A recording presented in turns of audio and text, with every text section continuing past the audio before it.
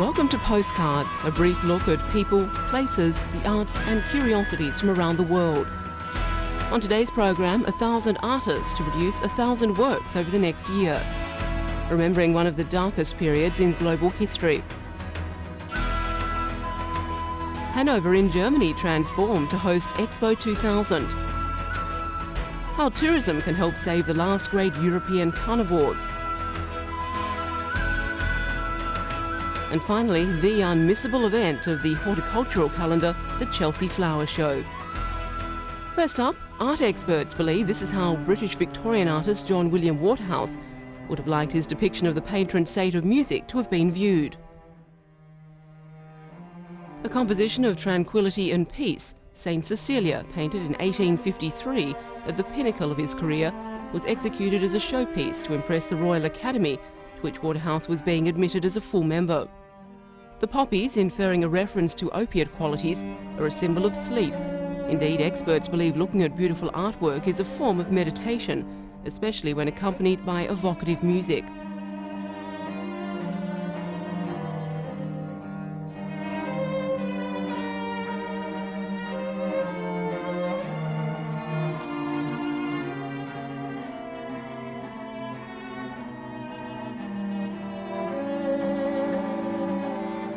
Set in an Italian landscape, Saint Cecilia is strewn with flowers and bathed in the warm colours of twilight. Waterhouse's distinctive use of light and colour set him aside from his contemporaries.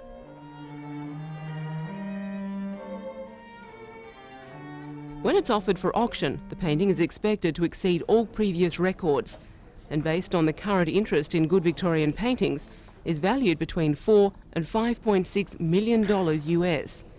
Christie's expects the painting to spark vigorous bidding by the big international institutions. Interest has been expressed by American and European museums, along with private collectors from around the world. Saint Cecilia forms the centrepiece of Christie's evening sale of important British art. It's part of a month of sales celebrating British artworks spanning the 16th to the 20th centuries.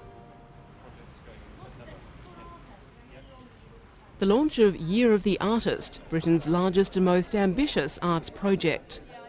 With a budget of more than $7.5 million US, 1,000 artists will produce work in at least 1,000 unusual and surprising places throughout Britain during the year. Artists and projects like these. Pauline Aitken, who will set up a printmaking and sculpture studio in an engineering firm.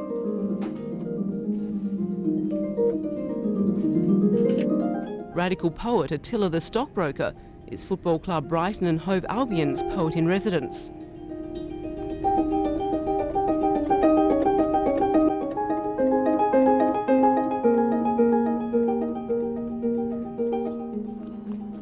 And willow artist Serena de la Haye will produce a willow sculpture near the M5 in Somerset.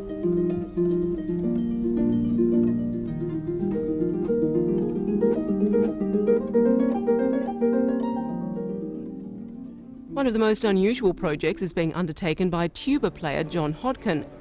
He'll cycle 1,000 miles across the East Midland, towing his tuba for his inner tuba residency. His aim is to do 50 miles a day over 20 days, making up the 1,000 miles. He'll give 3 performances each day. Jeanette Brooks is with Dance Movement, who'll visit communities in Buckinghamshire. Visual artists, dancers, filmmakers and writers will all be taking part in Year of the Artist, which began at venues all over the country on June 1.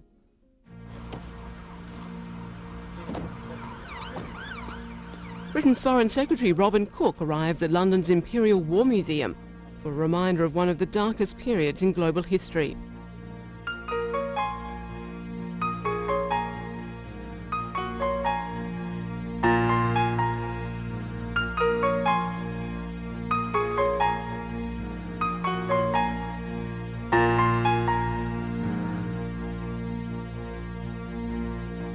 Mr. Cook met survivors of the Holocaust and saw the huge model of perhaps the most notorious extermination camp at Auschwitz in Poland.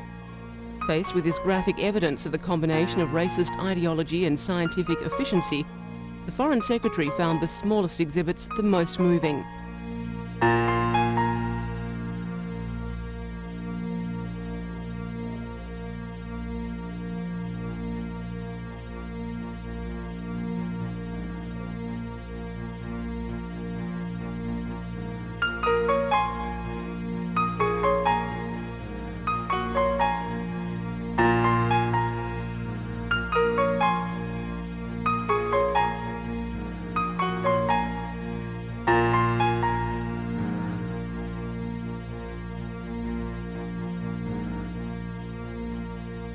The museum's permanent Holocaust exhibition is the largest of its kind in Europe. It chronicles the Nazis' systematic program to exterminate the Jews of Europe, and also the huge German slave labour program and the mass killing of gypsies, Slavs and those deemed physically or mentally inferior. The exhibition has been 4 years in the planning and development, and it's not always been an easy process, despite the cooperation of contributors and financial backers.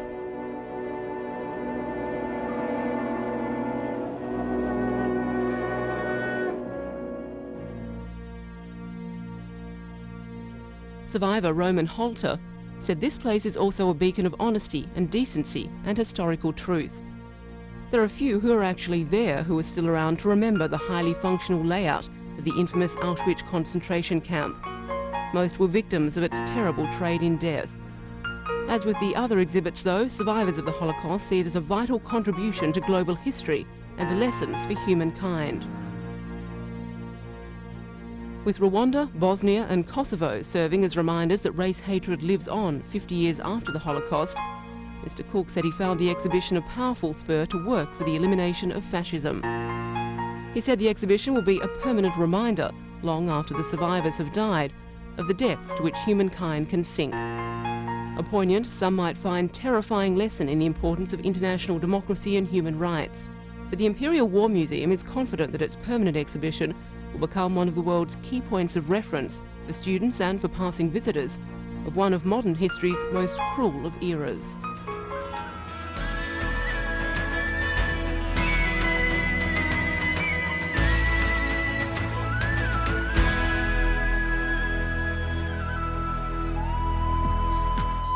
Hanover in Germany. On the outskirts of the city, an area the size of Monaco has been transformed into Expo 2000, the first world exhibition of the new century. 180 countries are represented here. Each pavilion is a national showcase, and each interpreting this year's theme of humankind, nature and technology, and the need for a blend of all three to build a sustainable future. Expo's German hosts hope that their global village will show that a new world is emerging, based on the need for more intelligent management of the Earth's resources. With the 20th century motto of higher, faster, further now well out of date, vehicles like this water bus show how new technology can offer solutions to tomorrow's global problems. Convincing evidence, say Expo's organisers, that there is hope for a better future. In keeping with this overall theme, Britain's pavilion in the Expo's European Boulevard offers a glimpse of how British design's innovations are meeting the challenge of sustainable development. Visitors here are confronted with 4 separate displays of life in Britain. Its futuristic design was revealed by the team responsible for the UK's participation in Expo 2000.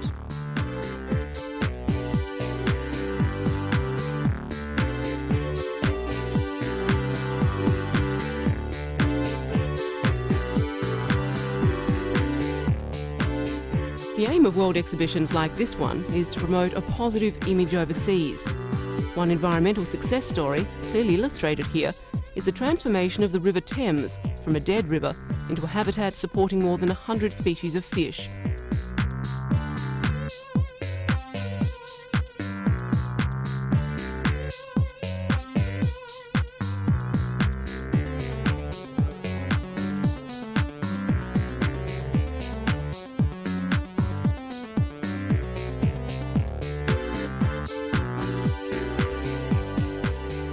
And each country's chances of attracting the crowds are boosted on its designated National Day, when VIP visitors like the Earl and Countess of Wessex are received by their German hosts. Each National Day too provides an opportunity to stage a celebration of national traditions. On this occasion, the band of the Royal Lancers offered a suitably formal rendition of both national anthems. A photo call in front of a replica of the front door of number 10 Downing Street, and then the royal couple embarked on a tour of the UK display. The underlying theme here is diversity and the part it must play in creating a sustainable future.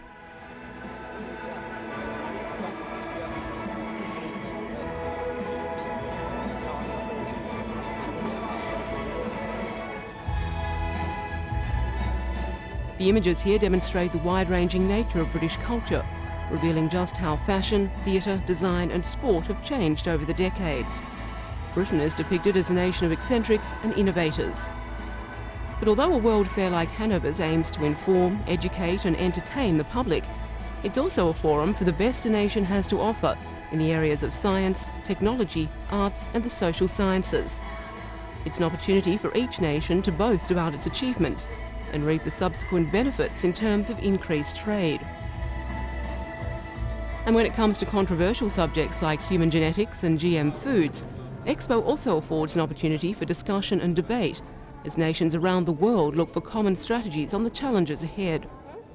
A chance too for scientists and academics to address public fears about new technology and broaden public understanding of the issues involved.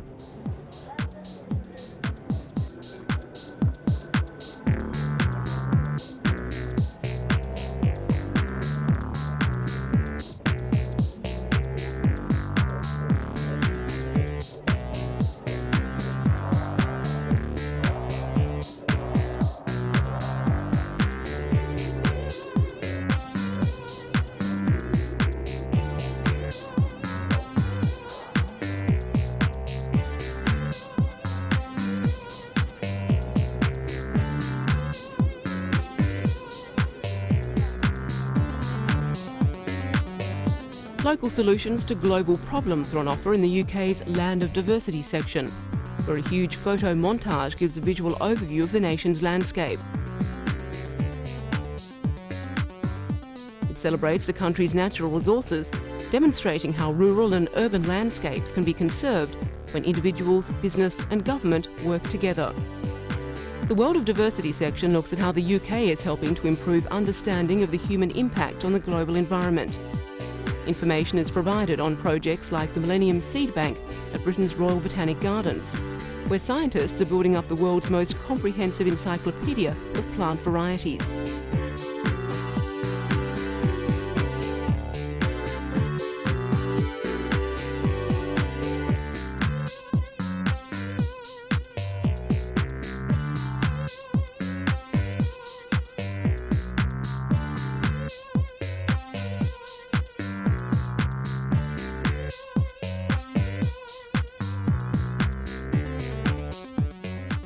Outside, an unusual garden carries on the conservation theme. The garden, designed using only recycled materials and indigenous plants from Britain, is the brainchild of 9-year-old Janesta Smith. Her use of glass bottles to border the garden path and old car tyres to create plant pots helped Janesta win a competition organised by a British children's television programme, Blue Peter. More inspiration is on offer in the Home of Diversity section. A model of a UK social housing project shows how innovative constructions and intelligent control systems can produce cheaper housing that has less impact on the environment.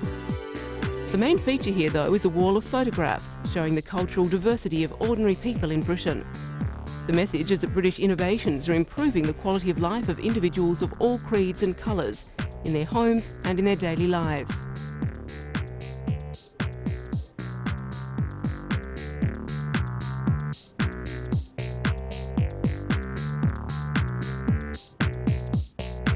The spirit of diversity is a celebration of how different cultures in Britain have produced worldwide success stories.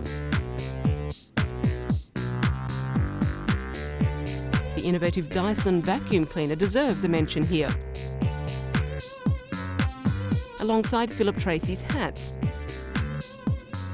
the Globe Theatre on the banks of the River Thames, and cartoon creations Wallace and Gromit. All in all, the organisers hope they have created an exhibition appealing to people from all walks of life. The large majority of visitors, about 60%, will be German, but there'll also be a very strong commercial and political audience, with VIPs visiting from all over the world. 2 years ago, the Lisbon Expo generated more than $54 million US worth of business for the UK. With hundreds of thousands of people expected to visit Expo 2000 over the next 4 months, it's hoped that Hanover will prove to be a similar springboard for success.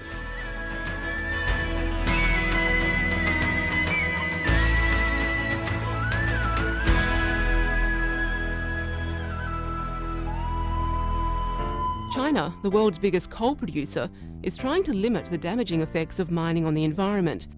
At this Chinese mine, methane gas, one of the greenhouse gases blamed for global warming, is being clearly burned off. In the West African state of Mali, farmers are planting the sand dunes with fast-growing bushes to stop the Sahara overwhelming the historic city of Timbuktu. Just two examples of locally inspired action to safeguard the natural world for future generations.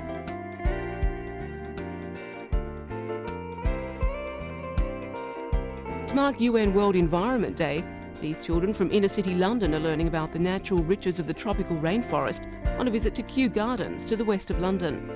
It's the world's greatest botanical treasure house and research centre. Outside, the children could look round a field of wheat full of the wildflowers that once filled the English countryside. Farming and land development have made them an unfamiliar sight, especially to these city-bred children. Botanist and broadcaster David Bellamy remembers visiting the Kew Gardens when he was 4, picking a bunch of wildflowers for his mother. He hopes in the not-too-distant future, every child will be able to do the same. If not a bunch, at least each child got to take away a pressed version of one of those once common but now threatened British wildflowers. But they also took home with them a variety of impressions of Kew Gardens and why plants and trees are so important. 6 years ago, a time capsule was buried at Kew containing letters of apology for the damage our generation has wrought on the natural world. Family planning expert John Gilbord hopes this apology will be unnecessary when the capsule is opened by the next generation but one. The latest addition to the rich collection at Kew, a cutting from a 2,000-year-old yew tree, is planted to mark the first International Environment Day of the new millennium, and in the hope that humans in 2,000 years' time will be able to enjoy the still rich and diverse natural world. A new report entitled Tourism and Carnivores, the Challenge Ahead from the Worldwide Fund for Nature highlights the crucial role the European tourism industry can play in helping to save the continent's last great carnivores, animals like wolves, brown bears and the lynx. Romania is a country where responsible carnivore tourism seems to work. Here in the Carpathian Mountains in Transylvania, a thriving tourist industry has grown up based on the wolves, bears and lynx which live here. It's revitalised the local economy and is the last place in Europe where people and large predators now peacefully coexist.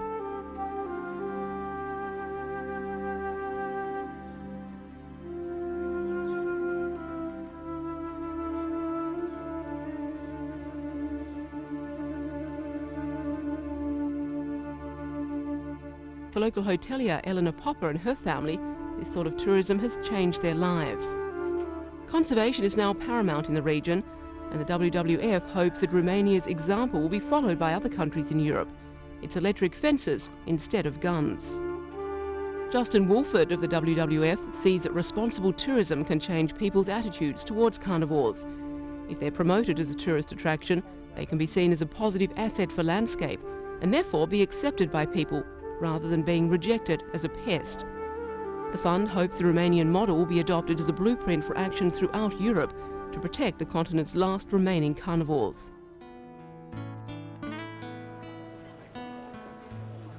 The Chelsea Flower Show, set in the grounds of the Royal Hospital in London's fashionable borough of Chelsea, is the unmissable event of the horticultural calendar.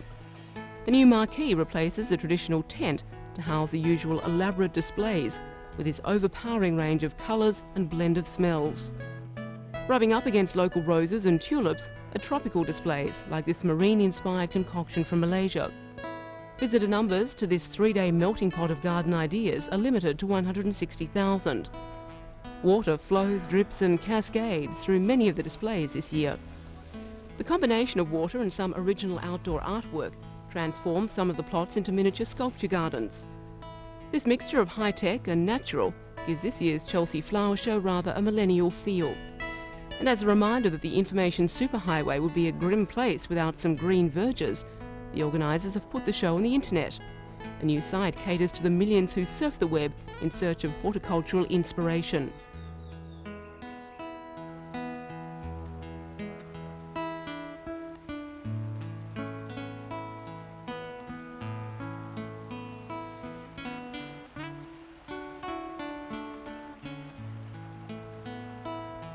The traditional Chelsea pastime of Spot the Celebrity was much in evidence on the opening day, although the show aims to open up gardening to everyone.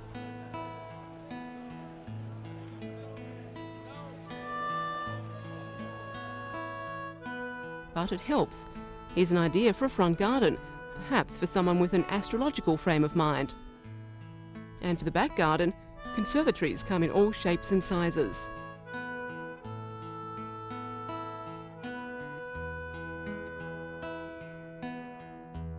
But for people without large gardens, a new area at the Chelsea Flower Show this year illustrates that limited space need be no barrier to inventive design. There's something here for every outdoor taste and whim.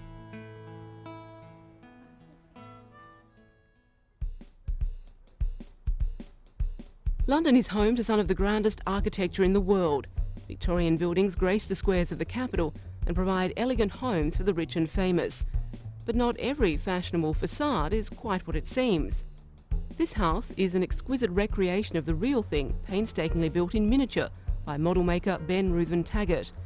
Ben makes every tiny detail of the 18-inch high models at a workshop at his home in central London. The architectural detail is made using resin-filled rubber moulds.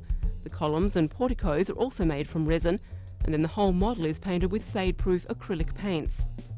Ben works on a commission-only basis, and his houses usually take around 6 to 8 weeks to complete. Most clients don't have architectural plans available, so Ben has to take photographs and make his own detailed drawings.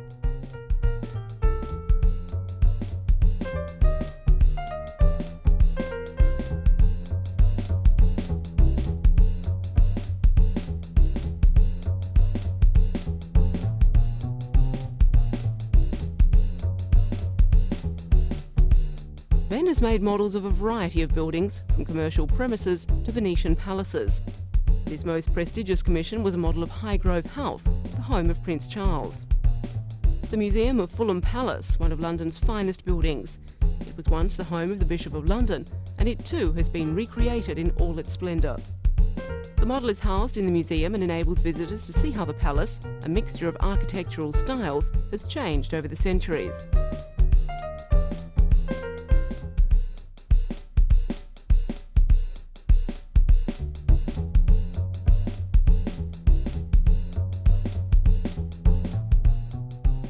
Nothing escapes the eagle eye of this master builder, even down to the last dustbin. And that's all for today. Join us again next time for a postcard look at interesting people, places, the arts and curiosities.